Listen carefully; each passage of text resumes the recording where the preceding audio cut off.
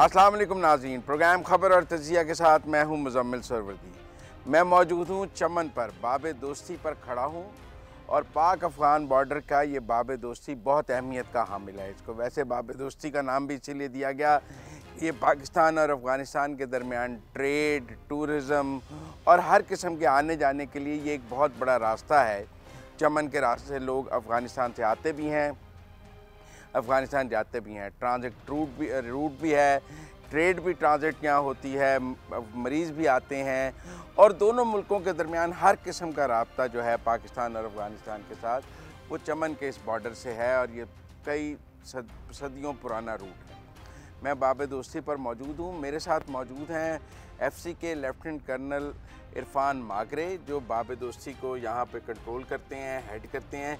इनसे हम आज इस बाबे दोस्ती के बारे में बात करेंगे। अस्सलाम वालेकुम मागरे साहब। वालेकुम सलाम। क्या हाल है? अल्हम्दुलिल्लाह बिल्कुल ठीक है। चमन में धूप निकली हुई है आज? जी बिल्कुल, भी आज काफ़ी बेहतर है, काफ़ी बेहतर मौसम है, वरना सर्दी भी यहाँ काफ़ी होती है, बहुत ज़्यादा सर्दी। जी जी मागरे साहब, हमने बाबे दोस्ती के बारे में बहुत सुना कि एक दौर में तो कहते हैं हज़ारों लोग आते जाते थे रोज़ाना बग़ैर डॉक्यूमेंट्स के। लोग अफ़गानिस्तान जाते भी थे, आते भी थे, किसी किस्म की कोई रुकावट नहीं थी। अब आपने एक वन डॉक्यूमेंट रजीम ले आए हैं कि सिर्फ पासपोर्ट और वीज़े पे। इसके बारे में थोड़ा आप लोगों को बताएं, क्या है ये वन डॉक्यूमेंट रजीम और इसके क्या इफ़ेक्ट्स हैं? One document regime is basically it was implemented in 23।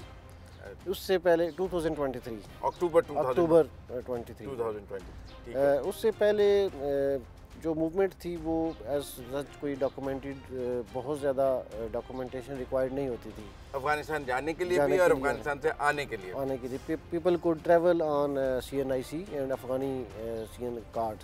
अच्छा, पाकिस्तानी CNIC पे भी चले जाते थे और अफ़गानी CNIC को आप क्या कहते हैं? तज़किरा कहते हैं। अच्छा, तज़किरा कहते हैं। तो अगर आपके पास अफ़गानी शहरियत का तज़किरा है तो आप पाकिस्तान आ सकते थे, और पाकिस्तानी ID कार्ड है तो आप अफ़गानिस्तान जा सकते। बिल्कुल, कार्ड शो करके वहाँ से अपने जो बिज़नेस पर्पस या किसी भी जो डिवाइडेड विलेजेस हैं, फैमिलीज़ हैं, रिश्तेदारियाँ हैं लोगों की, एक हिस्टोरिकल। तो मैं बात कर रहा हूँ बाबे दोस्ती की, डिवाइडेड विलेजेस की आपसे बात करते हैं। बिल्कुल, यहाँ से तो आम आदमी आता जाता था बिल्कुल आता जाता। उसके बाद लाहौर का CNIC हो, फिर भी वो क्रॉस कर जाता। बिल्कुल, काफ़ी हद तक, क्योंकि सच वन डॉक्यूमेंट। उस दौर में इस बॉर्डर से रोज़ाना कितने लोग आते जाते थे? उस वक्त 15 से 20 हज़ार डेली मूवमेंट होती थी।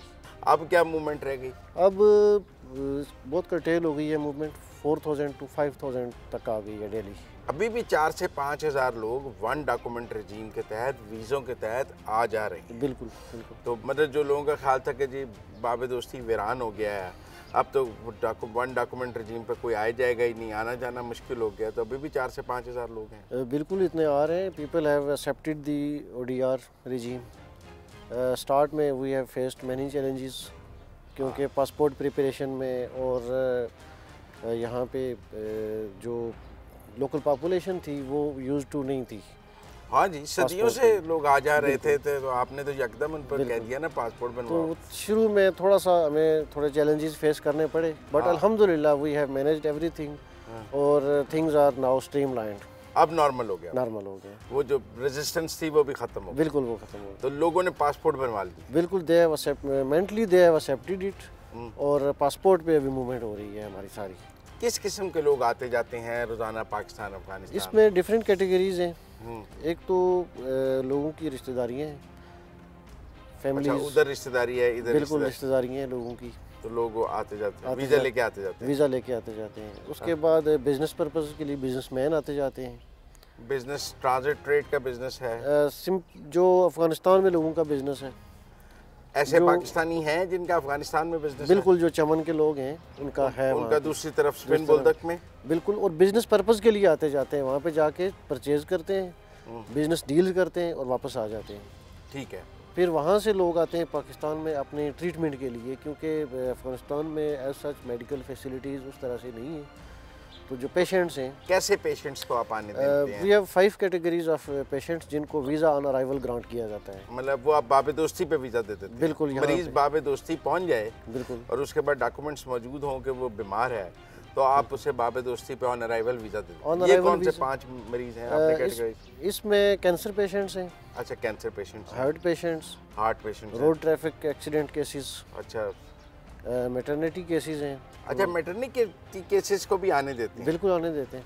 और बर्न केसेस। Burn cases. अच्छा, ये 5 किस्म के, उनके पास अफगान डॉक्टर का सर्टिफिकेट हो? सर्टिफिकेट डॉक्यूमेंटेशन होती है सर्टन, इसका एक प्रोसीजर है, वो अपने पहले अप्लाई करते हैं ऑनलाइन अच्छा, एम्बेसी की वेबसाइट पे, वो अपने डॉक्यूमेंट्स अपलोड करते हैं, उनको ईटीए ग्रांट किया जाता है, वो आके ईटीए शो करते हैं along with hard copy documents, ठीक है। वो हम वेरीफाई करते हैं, एफआईए के पास अपनी कंप्लीट वेरिफिकेशन करवाते हैं, देन उनको ग्रांट किया जाता है वीज़ा ऑन अराइवल। ठीक। This whole process gets 2 to 3 hours. अच्छा, एक तो पाकिस्तानियों को यहाँ से वहाँ जाने में था कि सीएनआई से भी जाते थे, एक अफगान भी तो तस्करे पे आते थे, उन्होंने भी रेजिस्टेंस की होगी? बिल्कुल, स्टार्ट में डेफिनेटली होती है, बट पॉलिसी है गवर्नमेंट की पॉलिसी, और गवर्नमेंट ने ये पॉलिसी अब सस्टेन कर ली। जी। बहुत सुनते हैं हम अफगान ट्रांजिट ट्रेड के हवाले से भी, उसका क्या फ्लो है? वो कम हुई है, ज़्यादा हुई है वन डॉक्यूमेंट रजीम से? उस पे एज सच कोई अफगान ट्रांजिट ट्रेड पे खास इम्पैक्ट नहीं पड़ा, अच्छा, ये वन डॉक्यूमेंट रजीम का अफगान ट्रांजिट ट्रेड पे कोई इम्पैक्ट नहीं है? नहीं, बहुत ज़्यादा उस पर नहीं पड़ा। अच्छा, वो रूटीन में चल रही है? बिल्कुल, वो रूटीन में चल रही है, क्योंकि उनका अपना एक सेपरेट सिस्टम है, एक एंटिटी है, उनकी अफगान ट्रांजिट ट्रेड अथॉरिटी है, तो वो उस पर इम्पैक्ट नहीं है। हाँ, ओडीआर की वजह से ज़्यादा इम्पैक्ट उन पे नहीं पड़ा। लेकिन जिनका ट्रांजिट से माल आता था वो पहले आ जाते थे इधर, अब चले जाते थे, अब उनको भी तो प्रॉब्लम वो जो बिजनेसमैन है उन्होंने पासपोर्ट बनवा लिए हैं, वो वीज़ा पे आते जाते हैं। अब वो वीज़ा पे आते हैं? बिल्कुल, क्योंकि सर्टनली इधर से माल उधर जाना है तो वो कोशिश करते होंगे हम यहाँ मौजूद हों जब यहाँ से माल वहाँ जाए तो। बट वो चल रहा है साथ, उन्होंने फ़ौरन ही ओडीआर की अनाउंसमेंट के बाद अपने आप क्योंकि को ट्रेड तो रुकनी थी तो उन्होंने सबसे पहले एक्सेप्ट किया। बिल्कुल एक्सेप्ट किया। अच्छा, देखिए, एक तो है ना लोग, एक बहुत सारे लोग जिन्हें लागड़ी कहते थे, लोग उधर जाते थे, उधर से सामान उठा के इधर ले आते थे मजदूर, उनका क्या किया आपने लागड़ियों? ओडीआर इम्प्लीमेंट होने के बाद लागड़ी पैकेज भी डिसकंटिन्यू हो गया था। अब नो मोर लागड़ीज? नो मोर लागड़ीज। अब but both governments are thinking to find a solution जिसमें लोगों को कंपनसेट किया जा सके। We are in process of making the policy. तो लेकिन अब ऐसा कोई नहीं है कि बंदा गया उधर से माल उठाया इधर आ गया? पासपोर्ट उनको हमने लोगों को फ्री पासपोर्ट भी देने स्टार्ट किए हुए हैं कि जो डेली वेजर्स थे वो पासपोर्ट पे आए जाएं। तो वो we are in the process के उनको लोगों ने बनवा रहे हैं। बिल्कुल बनवा रहे हैं। कितने लागड़ी थे पहले? ये तो 15 से 20 हज़ार लागड़ीज होते थे। 15 से 20 हज़ार? बिल्कुल। तो 15 से 20 हज़ार लागड़ियों में से कितनों ने पासपोर्ट बनवा लिया? एग्जैक्ट फिगर अंदाजन 10%, 20%? 10 to 15% लागड़ियों ने पासपोर्ट बनवाए? जी बिल्कुल। स्मगलिंग बड़ी थी? अल्हम्दुलिल्लाह स्मगलिंग पे 80% डिक्लाइन आया है, जो एक रिपोर्ट थी बलूचिस्तान में। अच्छा। तो यहाँ पे we are making our full efforts कि इस पे काबू पाया जा सके, और अल्हम्दुलिल्लाह वी आर सक्सेसफुल। जो एफसी का रोल है वो एंटी स्मगलिंग है और सिक्योरिटी है यहाँ पे। दो काम है आपके बुनियादी तौर? बिल्कुल, ठीक है। तो अल्हम्दुलिल्लाह वी आर मैनेजिंग, काफ़ी हद तक हमने काबू पा लिया है इस पर। ये भी हमने सुना है कि जो अफ़गानिस्तान की रजीम है, ये टीटीए की, इनका रवैया कैसा है वन डॉक्यूमेंट रजीम पे? वो खुश हैं वन डॉक्यूमेंट रजीम से या वो नहीं खुश हैं? ठीक है, कोई ऐसा क्योंकि उनका भी जो डॉक्यूमेंट एक्सेप्ट हो रहा है ना पासपोर्ट का, बिल्कुल उनकी भी तो गवर्नमेंट की रेट बनेगी ना, लोग उनका पासपोर्ट बनवाएंगे, लोग बिल्कुल हैं नहीं, ऐसा उनकी तरफ से कोई ज़्यादा रेजिस्टेंस नहीं है। आपके अपने उधर काउंटर पार्ट से बात होती रहती है? बिल्कुल, वी आर इन कांटेक्ट। हमारे गेट कमांडर हैं और जो काउंटर पार्ट्स हैं हमारे, we are regularly in contact with them. हमारी ऑफिशियल बॉर्डर फ्लैग मीटिंग्स होती हैं, उसमें जो भी इश्यूज होते हैं हम उनके साथ डिस्कस करते हैं और वी फाइंड आउट सॉल्यूशन। बंद भी रहा है बहुत बाबे दोस्ती, लोगों ने कहा बंद रहा है बहुत। ये ओडीआर इम्प्लीमेंट होने के साथ ही कुछ अर्सा के लिए बंद रहा है। उस वक़्त बहुत ज़्यादा धरने भी स्टार्ट हो गए थे, but with the passage of time अल्हम्दुलिल्लाह सिचुएशन नॉर्मलाइज। हॉस्टैलिटी भी देखी है बाबे दोस्ती पे, जो कभी नहीं थी पाक अफगान बॉर्डर पे। हमने पाक इंडिया बॉर्डर पे हॉस्टैलिटी देखी थी, लेकिन इस बॉर्डर पे भी हॉस्टिलिटी देखी है? शुरू में कुछ चैलेंजेस आए, बट अल्हम्दुलिल्लाह अभी थिंग्स आर नाउ, अभी पीस है। अभी पीस है। स्मगलिंग बंद होने से लोकल जो लोग हैं वो परेशान नहीं है, क्योंकि यहाँ कहा जाता है लोकल्स का रोज़गार ही स्मगलिंग है। अल्टरनेट यहाँ पे जो वीज़ा और पासपोर्ट पे जो चीज़ें अलाउड होती हैं जितना, पर उस पर स्मगलिंग तो नहीं अलाउ की नहीं, ना आपने? देखें आप वीज़ा पासपोर्ट पर स्मगलिंग तो नहीं अलाउ कर रहे। नहीं, स्मगलिंग तो कहीं पे भी अलाउ। तो जो लोग स्मगलिंग से पैसे बना रहे थे उनका क्या बनेगा? उन्होंने अल्टरनेट अपने बिजनेसेस स्टार्ट कर लिए हैं। अच्छा, अल्टरनेट बिजनेस आया है। बिल्कुल। मतलब गाड़ियों की बहुत स्मगलिंग थी? नहीं, हमारे एरिया में नहीं हो रही है गाड़ियों की नहीं, इधर नहीं हो रही। अच्छा, ये जो आपका चमन का एरिया है, जी जी, इसमें कुछ गांव हैं, आधा गांव इस तरफ है, आधा गांव उस तरफ है। अब तो फेंस भी लग गई है, गांव डिवाइड भी हुए हैं। वो गांव वाले भी ओडीआर में आ गए हैं, वन डॉक्यूमेंट रजीम में। अब उसने भी अपने, मतलब उसका चचाजाद भाई उस तरफ रह गया है, खालाजाद इस तरफ है, डिवाइडेड फैमिलीज हैं। पहले तो वो एक ही गांव समझा जाता था ना, अब जब से फेंस लग गई है तो उनके लिए क्या पॉलिसी है आपके पास? उनको लोकली हम मैनेज कर रहे हैं, जिनका जो परमानेंटली उस जो विलेज का रहायशी है, उस विलेज का CNIC, मतलब मेरे शनाख्ती वो कार्ड पे उस गांव। आपके पास कितने ऐसे गांव हैं?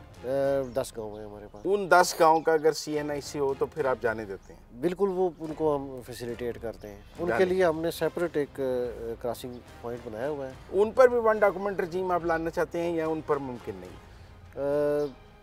सो फार तो वी आर मैनेजिंग। अच्छा, जब ये फेंस लगने से लोगों ने डिसाइड नहीं किया आहिस्ता आहिस्ता कि मैं यहाँ इस तरफ गांव पूरा इधर आ जाए या गांव पूरा उधर चला जाए, या अभी भी आधा आधा? बहुत से लोग शिफ्ट हो गए हैं। अच्छा। और मज़ीद भी अभी गवर्नमेंट लेवल पे भी इसको कंसिडर किया जा रहा है कि उनको कुछ उनके लिए परमानेंट एक सोल्यूशन निकाला जाए। चमन का बड़ा बाज़ार होता था, यहाँ स्मगलिंग की बड़ी चीज़ें बिकती थी, बाज़ार भी वीरान हो गया है। बस बॉर्डर के जो बंद होने से फ़र्क तो पड़ेगा ना।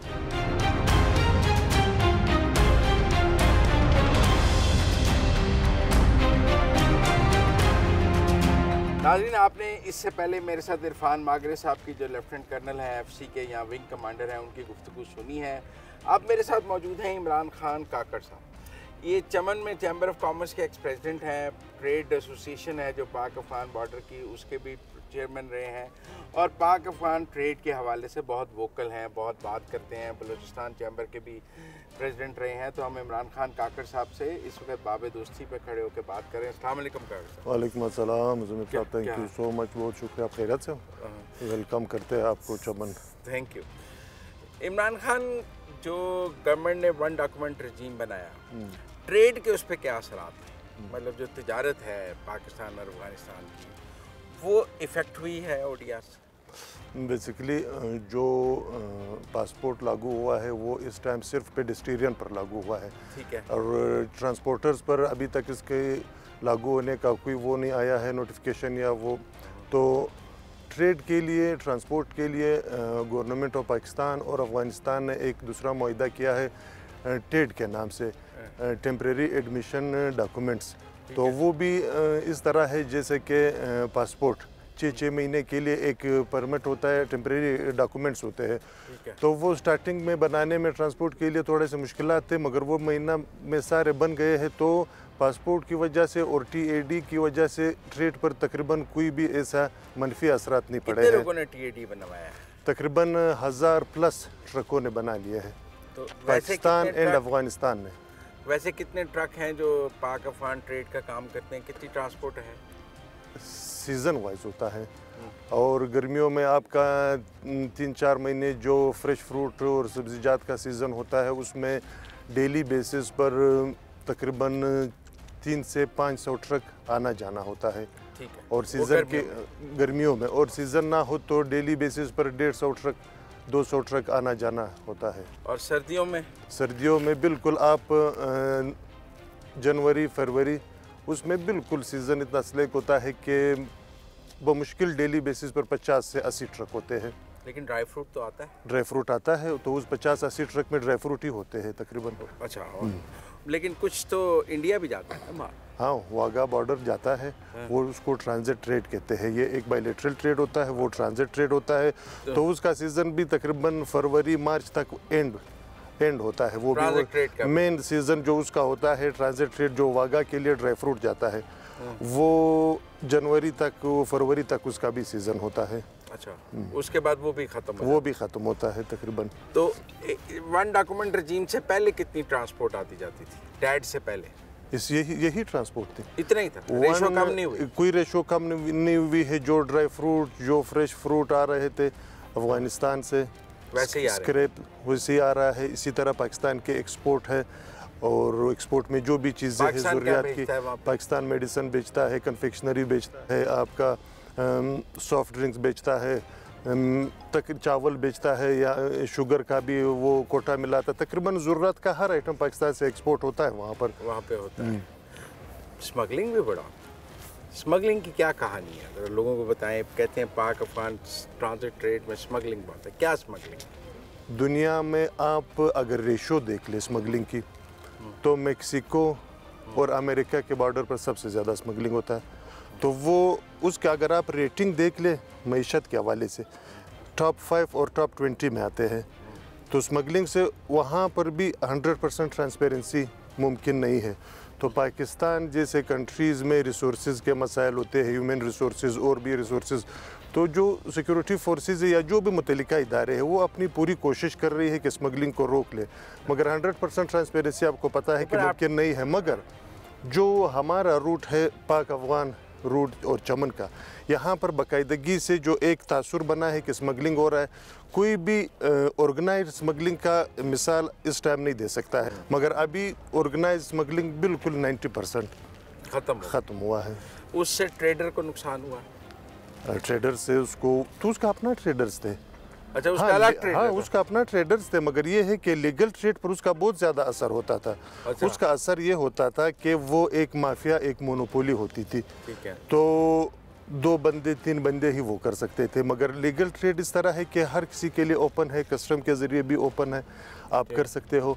उसमें लेबर है, आपके जो ट्रांसपोर्टेशन है वो एक उसका एक अपना, और हुकूमत पाकिस्तान को रेवेन्यू जाती थी। तो आप क्या ट्रेड करते हैं अफगानिस्तान में? हम लोग अफगानिस्तान से जो होंडा मोटरसाइकिल है, हमारे पाकिस्तानी आइटम है, अफगानिस्तान बेचते हैं। आप बेचते एक्सपोर्ट? हाँ। और मेडिसिन बेचते हैं, पाकिस्तानी मेडिसिन बेचते हैं, और हमारा ज़्यादातर काम एक्सपोर्ट में होता है। चावल भी बेचते हैं, और हम लोग जो कन्फेक्शनरी के सामान है वो भी बेचते हैं ज़्यादातर। और अफ़गानिस्तान से भी जो फ्रेश फ्रूट और ड्राई फ्रूट का काम करते हैं, जो वहाँ से लेकर आते हैं यहाँ पाकिस्तान की मंडियों में। जाते हैं अफ़गानिस्तान? कभी कभार जाते हैं, जब ज़रूरत होता है वीज़ा पासपोर्ट पर जाते हैं। वीज़ा पासपोर्ट पर जाते हैं। उधर अमन है? बिल्कुल, फ़िलहाल अमन है। अमन है वहाँ पर, अमन है। और वहाँ पर इन लोगों का सिस्टम बहुत फ़हाल है, क्योंकि स्टार्टिंग सिस्टम है गवर्नमेंट, तो सिस्टम वहाँ पर बिल्कुल फ़िलहाल फ़हाल है। ठीक है। तो वो इस सिस्टम को इसी तरह फ़ाल रखने में मेंटेन रख सकता है इंदा कि नहीं, वो तो बाद में पता चलेगा। लेकिन ये जो वन डॉक्यूमेंट रजीम है, या ये जो पाकिस्तान ने ये इंटरनेशनल ट्रांजिट ट्रेड का इतना बड़ा यहाँ सेंटर बना रहे हैं, अफ़गान गवर्नमेंट उससे कंफर्टेबल है या कंफर्टेबल नहीं है? नहीं, अफ़गान गवर्नमेंट बहुत ही ज़्यादा कंफर्टेबल है। वो हमारे, क्योंकि कंफर्टेबल इस वजह से है कि उसको पता है कि यहाँ पर पाकिस्तान में जो भी जिस काम के हवाले से जो मुतल्लिका इदारा है वो फ़हाल है और सही काम कर रही है। और जब भी वहाँ पर ट्रैफिक का मसला आता है, वहाँ पर इन लोगों का जो कस्टम हाउस है वो कैपेसिटी या वॉल्यूम ज़्यादा होता है, जिस टाइम भी उन लोगों पर बर्डन ज़्यादा होता है तो वो रिक्वेस्ट करते हैं, तो यहाँ से ही हमारे इदारे जो है वो उसको फैसिलिटेट करते हैं, या वो स्लो प्रोसीजर के ज़रिए या जो भी तरतीब है, तो उसको बहुत कंफर्टेबल है वो हमारे साइड से। फिर ये वन डॉक्यूमेंट रजीम पे हमने इतना शोर क्यों सुना? वन डॉक्यूमेंट धरने देखे, 1 साल धरना रहा, अभी भी धरना है। हाँ। वन डॉक्यूमेंट रजीम जो है वो पेडिस्टेरियन के लिए, जो पेडिस्टेरियन आते थे जाते थे, पैदल आते जाने वाले लोग, उनके लिए वाकयातन मसला है, उनके रोजगार का मसला है, मसाइल है। लागड़ी के लिए मसला है, लागड़ी के लिए मसला है। तो लागड़ी थे बिल्कुल, क्योंकि वो डेली बेसिस पर आते जाते थे, मगर पासपोर्ट पे आप डेली बेसिस पे नहीं आ सकते हो, जा सकते हो, क्योंकि अगर आप आना जाना हुआ पासपोर्ट पर तो आपका पासपोर्ट स्टैंप्स की वजह से तो 1 महीने में भर जाएगा। अब तो 100 सफ़े का पासपोर्ट भी आ गया। 100 सफ़े का भी आ जाए, कितने दिन आप चला सकते हो? 3 महीने, 4 महीने, हर 4 महीने के बाद फिर 3-3 महीने पासपोर्ट बनाने में लगते। तो ट्रेडर की सहूलत के लिए मुश्किलात है, और फिर लोगों की जो वहाँ पर सरमायाकारी है, वहाँ पर इन लोगों के कारोबार है, रोज़गार है, वो यकीनन मुतासर हुआ है। मगर चूँकि इंटरनेशनल कानून है, कब तक वायलेशन होता रहेगा? पासपोर्ट तो लागू होना है कभी ना कभी। तो अभी से ये कदम हुकूमत पाकिस्तान ने लिया है। वक्ती तौर पर क्राइसिस होंगे, मगर इंशाल्लाह फ्यूचर में फैसिलिटेट होंगे सारे। अभी भी गवर्नमेंट ने ई पासपोर्ट इशू किया है 5000 लोगों को हुकूमत बलूचिस्तान की तरफ से, एडमिनिस्ट्रेशन इंतज़ामिया जो लोकल इंतज़ामिया है और सिक्योरिटी फोर्सेस की तरफ से 5000 फ्री पासपोर्ट, और वो भी ई पासपोर्ट इशू किया है। तो इसी तरह गवर्नमेंट की तरफ से जो सहूलत है वो दे रही है। पासपोर्ट सेंटर भी बनाया गया है कि लोग यहाँ से ही पासपोर्ट बना लें, कोयटा ना जाना पड़े। चमन में पासपोर्ट सेंटर है, पहले से भी था, अभी मज़ीद फ़ाल हुआ है। अभी उसका सिस्टम फ़ाल होने का मकसद ये है कि अगर पहले 1-2 बंदे काम करते थे, अभी 10-15 बंदे काम कर रहे हैं। तो ये भी गवर्नमेंट की तरफ से एक फैसिलिटी है जो दे रहे हैं कानून के दायरे में रहकर। और अफ़गानिस्तान का वीज़ा आराम से लग जाता है, वो लगवाने कोयटा ही जाना पड़ता है? वो लगवाने के लिए कोयटा जाना पड़ता है, फ़ीस भी ज़्यादा होता है उन लोगों का। तो वो हमारी तरफ से भी वीज़े का क्या फ़ीस है? तकरीबन 28,000 रुपये फ़ीस लेते हैं। 28,000 रुपये फ़ीस लेते हैं, और $100 लोगों का जो फ़ीस होता है। तो उस हवाले से भी हमारी भी रिक्वेस्ट गई है कि या तो फ़ीस कम कर दे या फ्री कर दे। तो अफ़गान गवर्नमेंट ने करनी है। हमने भी रिक्वेस्ट की है अच्छा कि हमारे लोगों को आप थोड़ा सा फैसिलिटेट करें इसमें। वैसे वीज़े में वो लोग देते हैं, ज़्यादा वो टाइम नहीं कर देते, वो फिर वीज़े में फैसिलिटेट कर रहे हैं हमारे ट्रेडर्स को या हमारे लोगों को। लेकिन 3 माह का ये 2-2 साल 5-5 साल 3 माह का लगा रहे हैं। हाँ 3 माह का 6 माह का, ज़्यादा से ज़्यादा लंबा वीज़ा नहीं लगा फिलहाल नहीं दे रहे वो लोग, क्योंकि उन लोगों के अपने तरफ से जो भी प्रोसीजर है या सिस्टम है वो तो इन लोगों का अपना तरीकाकार है। ठीक है, बहुत शुक्रिया Imran Khan. Thank you so much, बहुत शुक्रिया। नाज़रीन, यहाँ वक्त हुआ है एक ब्रेक का। ब्रेक से वापस आएंगे तो चमन के इस बॉर्डर से इस शो को जारी रखेंगे।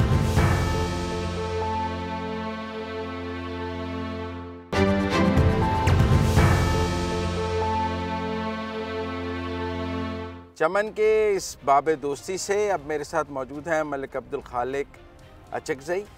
ये स्पेशल असिस्टेंट रहे हैं बलूचिस्तान हुकूमत में और कबायली मिशरान हैं, और यहाँ चमन के रहने वाले हैं, और बुनियादी तौर पर चमन के ही रहने वाले। जी, बुनियादी तौर से। तो आपके कुछ लोग उधर रहते हैं, कुछ इधर रहते हैं, या सारे इधर ही रहते हैं? नहीं सर, ये हमारा जो कबीला है अचकज़ई कबीला, हाँ। ये डिवाइड है दो हिस्सों में। कुछ चमन में रह रहे हैं और कुछ स्पिन बोल्दक में रह रहे हैं। आधे वहाँ पे है, आधे पाकिस्तान में हमारे अचकज़ई। आपके कोई रिश्तेदार उधर रहते हैं? हाँ जी, रहते हैं, बिल्कुल हमारे रिश्तेदार वहाँ पे रहते हैं। वो भी अचकज़ई है, हमारे हम भी अचकज़ई है। इस वजह से हमारा उसके साथ रिश्ता लाजमन है। तो पहले तो शनाख्ती कार्ड दिखाकर चले जाते होंगे, अब पासपोर्ट से जाना पड़ता है। पहले ये तो था कि अंग्रेज ब्रिटिश गवर्नमेंट के दौर से अब तक यहाँ पर जो है हम लोग शनाख्ती कार्ड दिखा के चले जाते थे, और अब से तस्करा दिखा के वहाँ से तस्करा था, अफगानी तस्करा, वहाँ तस्करे पे वहाँ के लोग यहाँ पे आते थे। अब गवर्नमेंट पाकिस्तान ने मुल्की हालात को मद्देनज़र रखते हुए यहाँ पर ये पासपोर्ट का जो इजरा किया है, यकीनन इसका असरात हमारे इलाके पर, हमारे चमन के आवाम पर तकलीफ दे ज़रूर है। तकलीफ दे है, इसमें कोई शक नहीं है कि तकलीफ दे है। लेकिन सर, अपने मुल्क की बचाव और बका के लिए कुछ इक़दामात जो गवर्नमेंट ज़रूरी समझती है। तो दहशतगर्द आते जाते थे ना, दहशतगर्दी की वजह से भी तो बहुत करना पड़ा। हुकूमत पाकिस्तान या हुकूमत बलूचिस्तान से जब भी हमारा कांटेक्ट हुआ, अभी हाल ही में मेरा CM साहब और कोर कमांडर साहब से बात हुई चमन के आवाम को रिलीफ देने के हवाले से, कि चमन के आवाम के लिए रिलीफ होना चाहिए। चमन के गरीब आवाम है वहाँ पर, ये क्या रिलीफ होना चाहिए? क्या आप यहाँ के सियासी रहनुमा भी हैं, सियासत भी करते हैं, हुकूमत में भी रहे हैं, क्या पैकेज, क्या रिलीफ? मैं एक तो ये है कि बॉर्डर मार्केट का हुकूमत बलूचिस्तान ने वादा किया था कि चमन बॉर्डर पे हम बनाएंगे।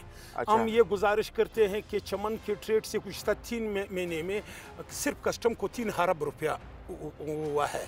दूसरा ये है कि 3 प्राइम मिनिस्टर साहिबा ने ये वादा किया था कि चमन में इंडस्ट्रियल जोन CPEX में बनाएंगे। उसके लिए हमने 1000 एकड़ ज़मीन हुकूमत पाकिस्तान को दे दिए, मुकामी लोगों ने दिए, मुकामी लोगों ने फ्री ऑफ कॉस्ट दिए। ठीक है। और पर सनतें भी तो मुकामी हुकूमत नहीं लोगों ने ही लगानी तो है ना? सर इसके लिए हमने हुकूमत बलूचिस्तान से अभी भी ये हमारे सरफराज बुगटी से मैंने मुलाकात में ये कहा था कि आप इब्तिदा कर ले, हम साथ देंगे। चमन के चमन के आवाम, चमन के ट्रेडर, क्योंकि मैं किस किस्म की इंडस्ट्री लग सकती है आपके ख्याल में? मेरे ख्याल में चमन में मुख्तलिफ किस्म की इंडस्ट्री लग सकती है। कपड़े की भी हो सकती है, सीमेंट की भी हो सकती है, या पहाड़ हमारे साथ नज़दीक है तो सर घी की भी लग सकती है। कोयटा में 5-6 घी की मिलें हैं, चमन में भी मिल, और आटे की भी मिल अभी पाबंदी हुकूमत बलूचिस्तान ने रखी है कि चमन में आटे का मिल का भी इजाज़त नहीं है चमन के आवाम को। दूसरा ये है कि ये जो NLC है इसमें चमन के आवाम को रोज़गार मिल सकता है, मुकामी लोग। तीसरा ये कि हुकूमत बलूचिस्तान ने कई अरब से सर मास्टर प्लान की तामीर की है, चमन मास्टर प्लान, तो उसको फंक्शनल होना चाहिए। हम गवर्नमेंट ऑफ बलूचिस्तान से ये अपील करते हैं कि हम सिक्योरिटी मसाइल पे हुकूमत पाकिस्तान के साथ है, सिक्योरिटी इदारों के साथ है, हम इस मुल्क की बका और खुशहाली के लिए स्टेट के साथ है। लेकिन हम हुकूमत से ये ज़रूर मुतालिबा करते हैं कि चमन के आवाम के लिए यहाँ पर सर आप आए हैं, वेलकम टू चमन। सर आप देखिए यहाँ पर कोई सब्ज़ा नहीं है, कोई पानी नहीं है, कोई रोज़गार। चमन के आवाम को रोज़गार देना चाहिए। लेकिन ये तो यहाँ के MNA MPA मुकामी हुकूमत सिविल गवर्नमेंट का काम है, तो वो हुकूमत क्या कहती है? ये तो FC का काम नहीं है ना यहाँ पे। हम FC से ये मुतालिबा नहीं करते हैं कि FC यहाँ पर सनतें लगाए। हम FC से ताउन की रिक्वेस्ट करती है। IGFC से जब मेरा मुलाकात हुआ कोर कमांडर से, CM से, हमने उनसे ये गुजारिश की कि आप सूबाई हुकूमत और फेडरल हुकूमत से ये हमारे लिए चमन के आवाम के लिए खुसूसी पैकेज दिलवाएं, ताकि चमन के गरीब सर यहाँ पर हज़ारों ऐसे फैमिलियाँ हैं जो 1000 रुपये दिन में नहीं कमा सकती, 500 रुपये कमा नहीं सकती, सिर्फ सूखा रोटी खाता है। तो इनके लिए सर कोई मतलब। चमन की आबादी कितनी है? चमन की आबादी जो है मेरे ख्याल में रिफ्यूजीज़ को मिला के 10 लाख है। 10 लाख जी। और यहाँ पर कोई सनत नहीं है, रोज़गार का कोई मौका नहीं। चमन में कोई रोज़गार का मौका नहीं है, कोई सनत नहीं है। चमन के सर मैं आपको बताऊं, इधर ये लोग गलत दादशुमार बताए। हमारे अक़वाम मुत्तहिदा के जो UN के एक इदारा है, उन्होंने हाल ही में एक सर्वे जारी किया था। पाकिस्तान में सबसे गरीब तरीन ज़िला चमन किला अब्दुल्ला को किया था, फोकस किया गया। यहाँ पर सबसे ज़्यादा बेरोज़गारी है। हम पर हमें सिक्योरिटी इदारों से कोई गिला शिकवा नहीं है। सिक्योरिटी इदारे आवाम के साथ कोऑपरेशन, लेकिन हुकूमत से गिला है।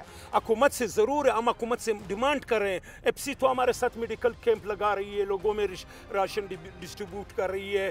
फोर्सेस तो यही कर सकते हैं, और उनके पास तो कोई स्पेशली बजट है ही नहीं कि वो हमारे साथ हम लोगों को रोज़गार। वो इंडस्ट्रियल जोन तो नहीं बना सकते, इंडस्ट्रियल जोन नहीं बना सकते। अभी प्रोफेशनल गवर्नमेंट को हाल ही में सर जो 18वीं तरमीम में बहुत बड़ा हिस्सा मिला हुआ है, उसमें हमने यही CM साहब से गुजारिश की। सर मैं जब किया था प्राइम मिनिस्टर साहब से भी, चीफ साहब से मेरी मुलाकात हुई। चीफ साहब को भी मैंने कहा कि चमन को एक मतलब ये इंडस्ट्रियल जोन को बहाल करो, हज़ारों लोग रोज़गार पे आ जाएंगे।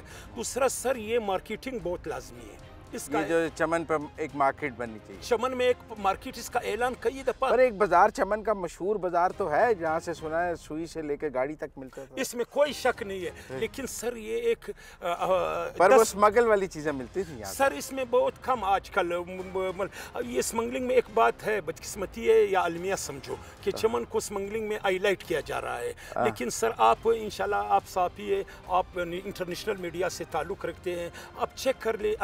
चमन में वो स्मगलिंग नहीं, मैं ये नहीं कहता हूँ कि 100% नहीं हो रही है, हो सकता है, कुछ ना कुछ हो सकता है, लेकिन उस पैमाने पर जिस तरह चमन को बदनाम किया जा रहा है कि चमन में स्मगलिंग हो रही है या चमन के रास्ते स्मगलिंग हो रही है, इस तरह आप जो मार्केट यहाँ बनाना चाहते हैं वहाँ क्या बिकेगा? यहाँ पर ये जो ट्रेड ट्रांजिट में जो सामान आ रहा है बाहर ममालिक से, वो तो जो अफगानिस्तान की ट्रांजिट का सामान आ रहा है वो तो अफगानिस्तान ही जाएगा ना, तो वो यहाँ तो नहीं बिक सकता। सर इसमें हम 2 काम कर सकते हैं। मेरा तजवीज़ है, एक ताजर भी, मैं चूँकि चैम्बर ऑफ कॉमर्स का एक सीनियर मेंबर में रहा हूँ। मैं गुजारिश करूँगा वो आइटम जो अफ़गानिस्तान से हम स्मगल करके ले आते हैं, या जो आइटम पाकिस्तान से तकरीबन 100 के लगभग आइटम जो पाकिस्तान से अफगान जा रहे हैं, इनको हम इकट्ठा मार्केट में बेचेंगे, वो भी अपनी ज़रूरत पूरा करेंगे, हम भी, और ये स्मगलिंग का नाम ही ख़त्म हो जाए। अच्छा, यहाँ पर उनकी मार्केट बनाई जाए, वो आकर यहाँ से खरीद लें और ले जाएं, और आप उनको यहाँ से भेज दें। ये ईरान के बॉर्डर पर पाकिस्तान की हुकूमत ने 3 मार्केटें वहाँ पे बनाई है, आपने देखा होगा सर। बिल्कुल, ईरानी सदर और पाकिस्तानी वज़ीर आज़म ने इकट्ठे इफ्तिताह भी किया था, और हमारे इधर प्राइम मिनिस्टर साहब आए थे, उन्होंने ये वादा भी किया था कि इंशाल्लाह चमन की आवाम को हम रिलीफ देंगे, चमन की आवाम को सनती। लागड़ी क्या कर रहे हैं आप? 10-15 हज़ार लागड़ी हैं, वो क्या कर रहे हैं? सर ये क्लियर बात ये है कि उनमें से अक्सर बेरोजगार है। अच्छा, तबाही के दहाने पे सर चमन में ये लोग गुर्बत का शिकार है, ये क्लियर बात है, इसमें कोई दो राय नहीं हो सकती कि इनके लिए कोई ना कोई हुकूमत पाकिस्तान है, हुकूमत बलूचिस्तान है, कुछ ना कुछ इकदाम लाजमन करना होगा। क्या हो सकता है? मैं पहले आपको भी बताया था कि सर ये हमारे प्राइम मिनिस्टर और चीफ मिनिस्टर आए थे, उन्होंने कहा कि हम 5000 चमन के नौजवानों को मुख्तलिफ सिक्योरिटी फोर्सेस और मुख्तलिफ ऑफिस में जॉब दिलवाएंगे।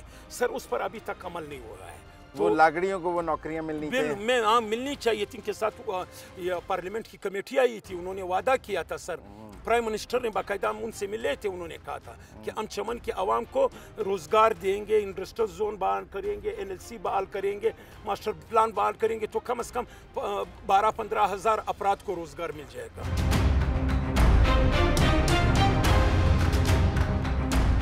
मेरा नाम मोहम्मद सुलेमान है, मेरे ताल्लुक़ चमन शहर से।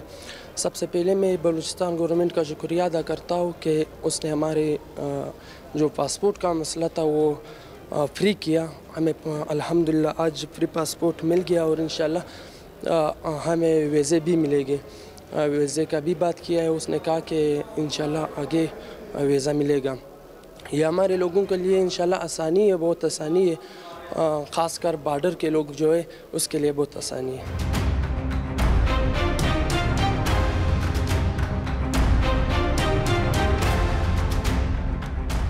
नाज़रीन, मैं ज़ीरो पॉइंट पे बिल्कुल बाबे दोस्ती पे बॉर्डर पे खड़ा हूँ और FC की लेडी सोल्जर्स अक्सा और शमाइला मेरे साथ मौजूद हैं।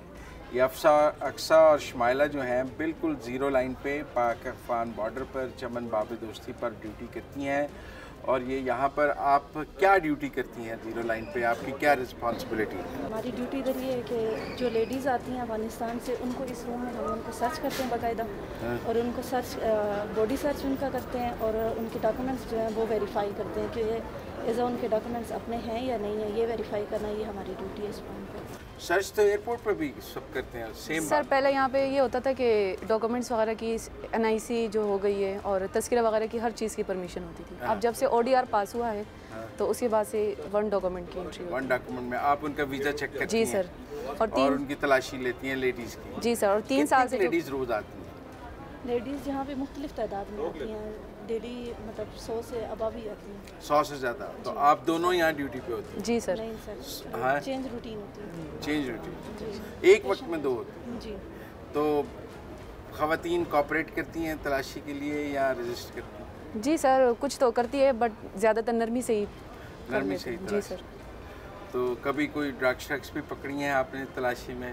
सर पहले बहुत ज़्यादा आती थी, जब तस्करे वगैरह और NIC के वो थे ना, तब बहुत ज़्यादा, मतलब ड्रग्स वगैरह भी आते थे, उनकी प्रॉपर तलाशी होती थी तो कुछ ना कुछ निकल आता था। अब भी बहुत कम हो गई है क्योंकि पासपोर्ट वगैरह पे आते जाते हैं। तो पासपोर्ट से आते हैं तो बहुत कम हो गया, नहीं है अब ज़्यादातर। आप क्या लाते हैं ज़्यादा? सर उनका अपना ही पर्सनल सामान जो होता है वो होता है, और जो बाकी बैग शेग वगैरह होते हैं वो तो बाहर की चेकिंग होती है। हमारा काम जस्ट बॉडी चेकिंग और ठीक है। कुछ लोग तो तिजारत के लिए जाते हैं। जी सर। लेडीज़ किस काम के लिए आती जाती हैं? सर ज़्यादातर डॉक्टर्स वगैरह के पास आती जाती है पाकिस्तान में इलाज के लिए, बीमारी के लिए।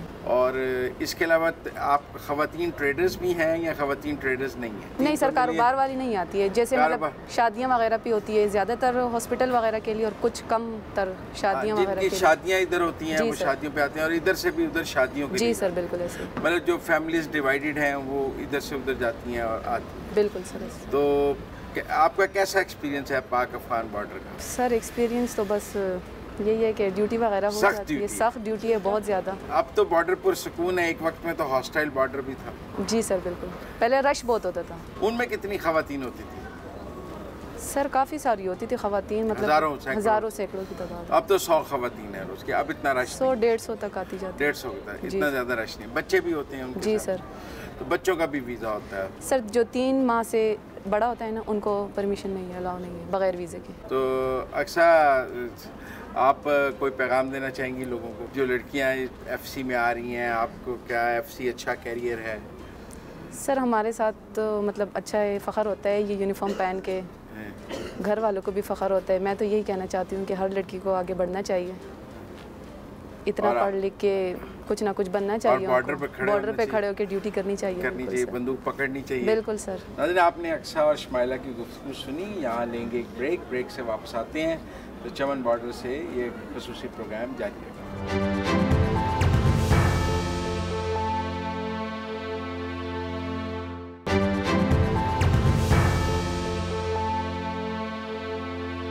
ब्रेक के बाद खुशामदीद। मेरे साथ मौजूद हैं डीसी चमन हबीब अहमद। प्रोग्राम के पहले हिस्से में हमने विंग कमांडर से बात की, फिर उसके बाद मिशरान से बात की, और उसके अलावा हमने देखा सब कुछ चमन की सारा ज़ीरो लाइन देखा। जो लोगों से हमारी बात हुई, ट्रेडर से बात हुई, उन्होंने जो सवालात इस प्रोग्राम में उठाए वो हम डीसी चमन हबीब अहमद के सामने रखेंगे ताकि उनके हमको जवाब मिल सके। अस्सलाम वालेकुम हबीब अहमद। वालेकुम अस्सलाम।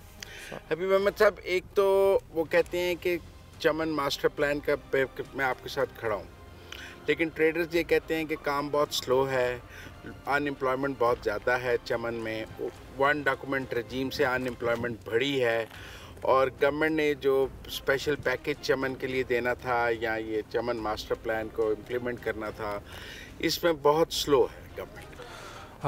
जी देखिए सर, लास्ट 3 महीने से बिल्कुल तेज़ी से काम चल रही है, एंड इंशाल्लाह कमिंग 2 महीने में ये प्रॉपर आप यहाँ पे आएंगे तो ये प्रॉपर ऑपरेशनलाइज और फंक्शनलाइज होगी।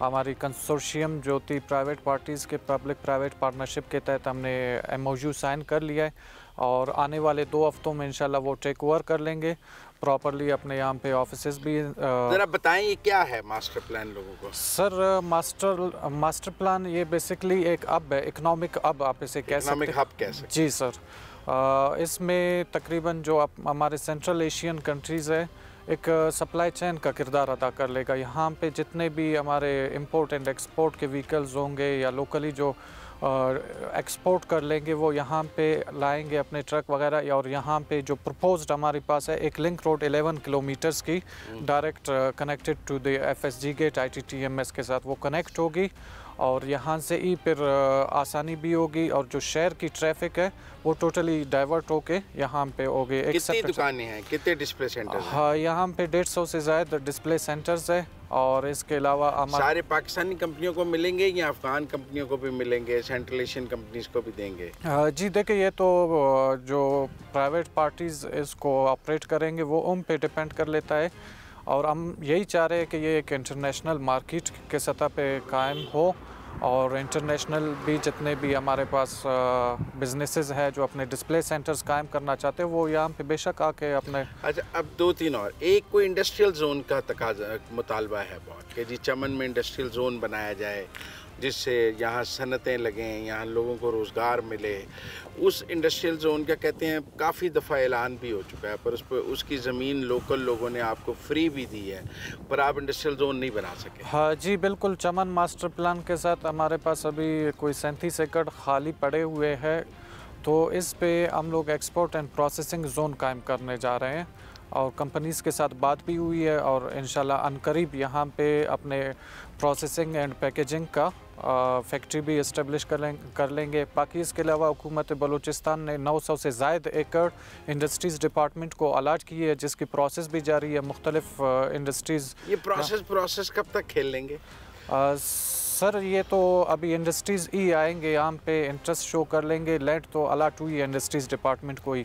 सीमेंट इंडस्ट्री लगनी चाहिए, बड़ा डिमांड है, सीमेंट एक्सपोर्ट होता है, यहाँ पहाड़ हैं, सीमेंट की इंडस्ट्री लग सकती है, और इंडस्ट्रीज़ यहाँ चमन में लग सकती हैं, वो कहते हैं इसके आपको कोई ऐसी लिस्ट बनाई है यहाँ क्या क्या लग सकता है? एग्जैक्टली हम भी यही चाह रहे हैं, यहाँ पे जितने भी बड़े बड़े कंपनियाँ हैं, मल्टीनेशनल कंपनीज़ हैं, वो आए यहाँ पे अपने इंडस्ट्रीज़ इस्टेब्लिश करें। हम उनको इंकरेज करना चाहते हैं सिक्योरिटी के हवाले से। इंशाल्लाह आप देखेंगे कि पूरे बलूचिस्तान में अब तक सबसे पुरअमन जगह चमन है, तो सिक्योरिटी के हवाले से भी इनको लॉ एंड ऑर्डर के हवाले से कोई इशू ऐसी सच नहीं पेश आएगी।